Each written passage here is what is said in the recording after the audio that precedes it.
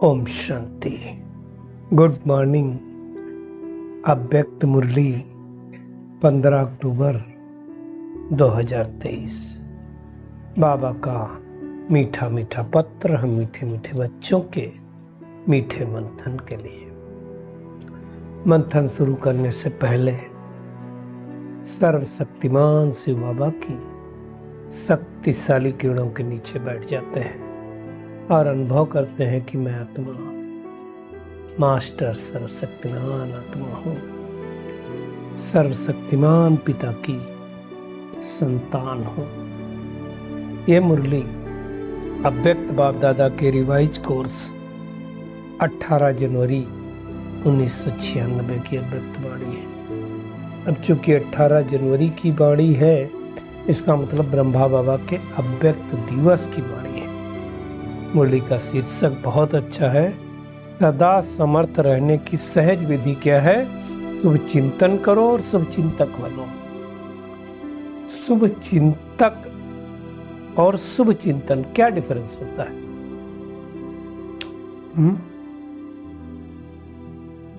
क्या जो शुभ चिंतन नहीं करता हो शुभ चिंतक बन सकता है क्या?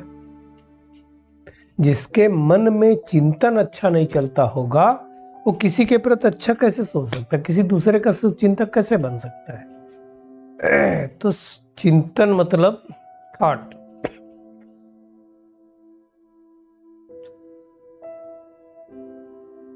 तो मन के अंदर अगर आत्मा के अच्छे थॉट चल रहे हैं, अच्छे विचार चल रहे हैं, हम सबको पता है विचार 5 प्रकार के होते हैं: positive, negative, based, toxic, necessary. तो अब हमारे मन के अंदर अगर शुभ चिंतन चल रहा है, शुभ विचार चल रहे हैं, तो हम दूसरों के शुभ चिंतक बन सकते हैं, नहीं तो नहीं बनेंगे। तो बाबा कहता है, आज ब्रह्मा बाबा की स्मृति दिवस था। तो स्मृति दिवस में क्या होता है? बाप दादा के पास दिल का आवाज बच्चों का पहुंचता है ना। और इसी दिन में ब्रह्मा बाबा ने अपनी सारी शक्तियां बच्चों को अर्पण की थी। और आज के दिन ही ब्रह्मा बाबा संपूर्ण नष्टोमोह और स्मृति स्वरूप बने।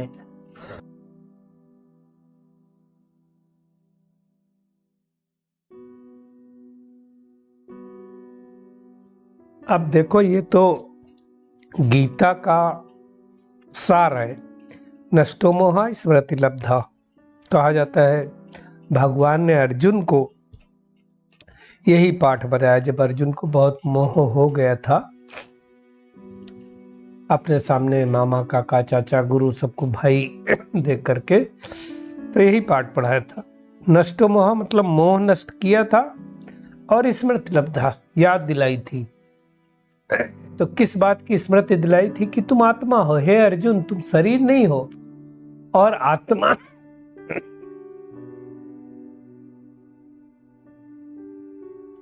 क्या है? अजर, अमर, अविनाशी है। आत्मा तो नष्ट होती नहीं है, विनाश होता नहीं है आत्मा का, है ना। शरीर मरता है। तो वो ज्ञान दिया था, तो ये स्मृति दिलाई थी और मोह नष्ट किया था। तो बाबा कहता है तुमने ब्रह्मा बाप को देखा। अब ब्रह्मा बाप को उस समय क्या हुआ था?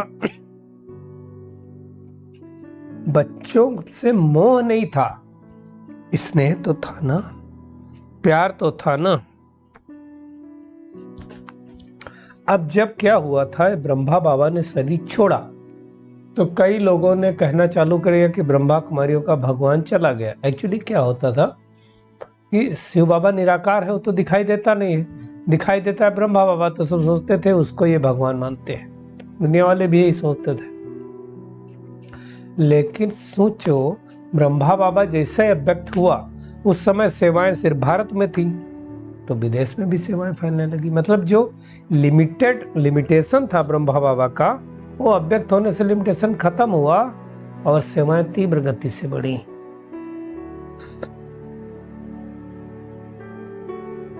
नहीं तो अक्सर करके पाया गया है कि फाउंडिंग फादर अगर किसी संस्था का चला जाए तो वो संस्था नीचे गिर जाती है।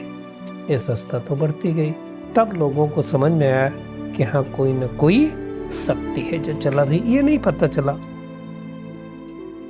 कि भगवान का कार्य है, तो लास्ट में लगता पता चलेगा, है ना। और बाबा कहता ब्रह्मा बाबा ने इसलिए अव्यक्त हुए क्योंकि शक्तियों का पाठ चलना था। गायन भी है ना महाभारत में भी कि शक्तियों द्वारा बाण मारे। तो ये बातें अच्छी तरह से समझना है। और बाबा ने विशेष आज जो जोर दिया वो इस बात पर जोर दिया कि अब करना क्या है, इस शुभ चिंतन और शुभ चिंतक बन करके रहना है। एक बात बाबा ने और बताई कि जो लेट आए हो ज्यादा भाग्यशाली। क्यों भाग्यशाली? आप देखो हम सब लेट आए तो क्या हुआ, मक्खन निकाला दादियों ने, वरिष्ठ भाइयों ने, दीदियों ने, खाने को तो हमको मिल गया ना, मुरली मक्खन। पहले मुरलियां ऐसी नहीं थी जैसे आपको अभी मिल रही हैं। पहले देखिए मुरलियां मतलब कहाँ से आई, ब्रह्मा बाबा ने 19 पहले की तो मुरलियां हैं भी नहीं, 63 से लगा के 68 तक तो ब्रह्मा बाबा के द्वारा भगवान जो आके सुनाता था। वो टेप कर में पहले टेप करते थे, कभी कभी साइकिल स्टाइल भी होता था, तो जो रिकॉर्ड की गई वो मुरलियां हैं। फिर उनको इन दादियों ने, खास करके मोहिनी दीदी ने, इनके उनसे प्रश्न उत्तर निकाले और फिर अच्छी तरह से इस शेप में किया। तो इसलिए बाबा कहता तुमको मक्खन मिल गया, है ना। तो अभी ये ऐसा टाइम है, बाबा ने कहा। बाद में उस समय तो लोग सोचते थे अब क्या होगा ब्रह्मा कुमारियों का, तो बाबा कहता फिर सिल्वर जुबली भी मना ली, गोल्डन जुबली भी मना ली, डायमंड जुबली मना ली, और अभी तो फिर ये संगमी पूरा होने वाला है। तो बाबा कहता है कि चेक करो आज किस किस के पास माया आई। कोई पोतरा धोतरा तो नहीं याद आया, वो भी तो माया है ना। तो बाबा ने कहा अब जो भी निगेटिव चलता है वो क्या करो, शुभ चिंतन और शुभ चिंतक बनो, मतलब निगेटिव को पॉजिटिव में परिवर्तित करो। कैसे हो सकता है? तो उसके लिए चेक करना पड़ेगा हमारा शुभ चिंतन कितना चलता है, शुभ चिंतक हम कितने बने हैं। शुभ चिंतन खुद का चलना है और शुभ चिंतक बनना है दूसरे का, वो चेक करना है ना। तो बाबा ने आज कहा कि अगर ब्राह्मण जीवन में जीवन मुक्त होना है तो वैसी 9 बातें हैं। उन 9 बातों को अच्छी तरह से समझ करके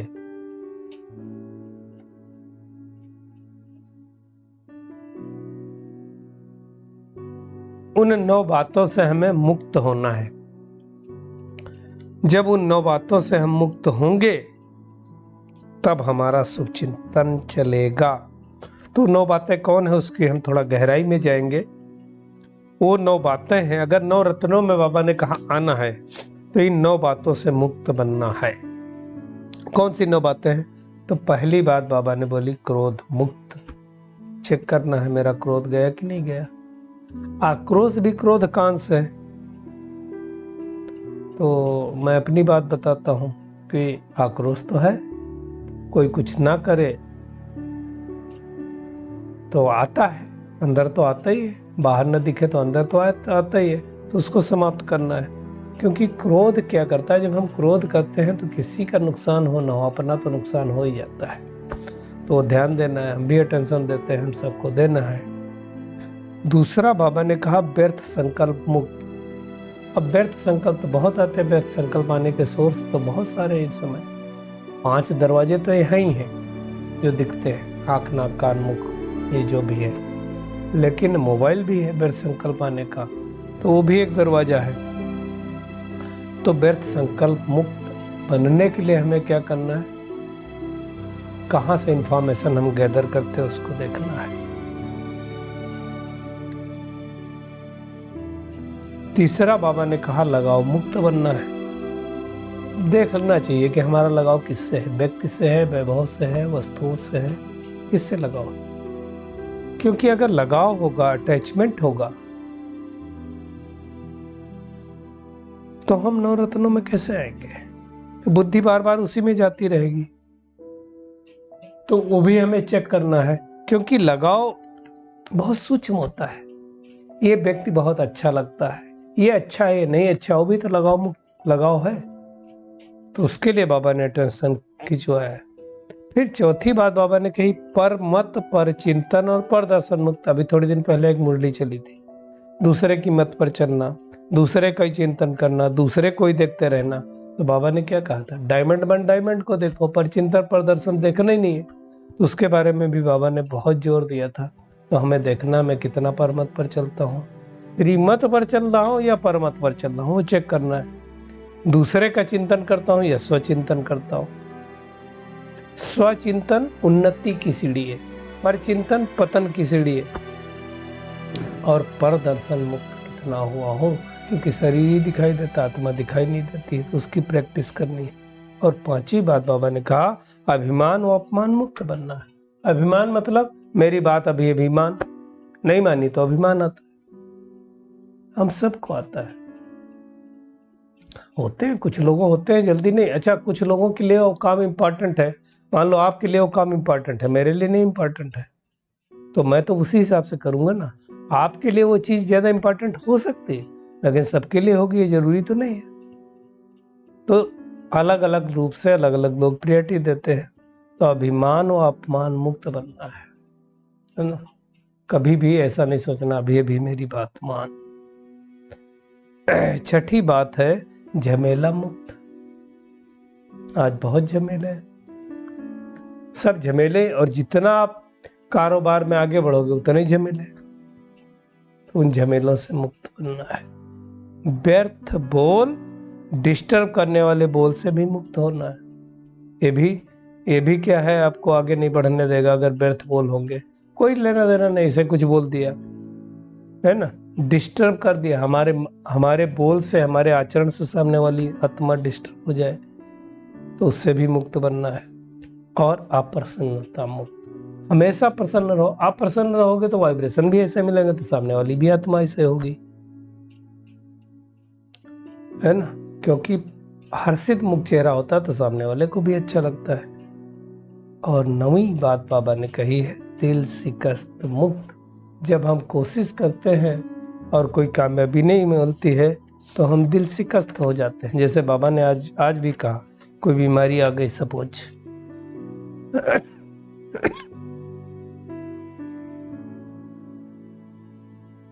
अब वो बीमारी नहीं ठीक हो रही है, तो क्या संकल्प चलता है, बाबा भी मेरी मदद नहीं कर रहा है, बाबा ने तो कहा है। बाबा कहते हो साक्षी होकर के देखो, घबराओ नहीं, माया आए, बीमारी आए, उसका वेलकम करो। और उसके लिए बाबा ने कहा है कि सहन शक्ति होनी चाहिए, न्यारापन होना चाहिए, नष्टो महा होना चाहिए, और दूसरा सामना करने की शक्ति होनी चाहिए। क्योंकि सामना करने की शक्ति हमें पाठ पढ़ाती है। कोई परिस्थिति आई तो पाठ पढ़ाने के लिए आती है, तो हमें सहनशील बनाती है, या तो सामना करने की शक्ति देती है। अब कई बार क्या होता है, कुछ बीमारियां आती है जिसमें तुम तो ऐसा नहीं सोचो, हम सबको होता है, लेकिन क्या करोगे। एक तो उस समय ये ध्यान रखना है, समय एक जैसा नहीं होता, परिवर्तनशील है, आज ऐसा है तो कल अच्छा हो जाएगा। और दूसरा ये सोचना है कि ये कुछ पाठ पढ़ाने आई है। देखो, हर परिस्थिति से कुछ ना कुछ तो हम सीखते हैं। दूसरा बाबा ने कहा कि एक चीज ध्यान रखना कि हम ट्रस्टी हैं, इसमें ठगी नहीं करना। ट्रस्टी मतलब मेरा तो कुछ नहीं है ना, सब कुछ तो भगवान का दिया हुआ है।